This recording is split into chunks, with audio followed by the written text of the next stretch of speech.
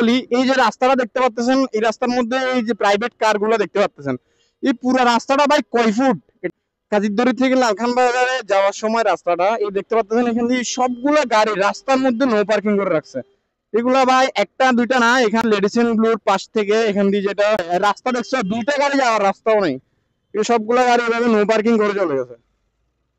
এগুলা ভাই কে দেখবে বলো? আসলে এগুলো সবগুলোর ৮০ নো পার্কিং এর মামলা দেওয়া উচিত।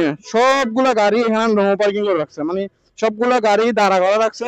এই জন্য হচ্ছে যে রাস্তাটা পুরো জ্যাম হয়ে রাখছে। আর দেখো এদিক দিয়ে রাস্তা খালি, এদিক দিয়ে পুরো রাস্তা খালি, আর ওই দিয়ে পুরো রাস্তা জ্যাম। এটা কোনো কথা ভাই? এভাবেই নিজের মন মতো করে সবকিছু সবাই করবে, আর কি আর বলবো ভাই বলো? কিছু বলার আছে? কিছু বলার আছে ভাই বলেন? আপনাদের যদি কিছু বলার থাকে তাহলে ভাই বলেন।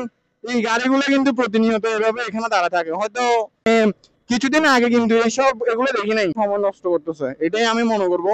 কারণ ভাই জ্যামের মধ্যে অনেকের অনেক রকম ইমার্জেন্সি কাজ থাকে। হ্যাঁ, আর উনি কিন্তু রং সাইড,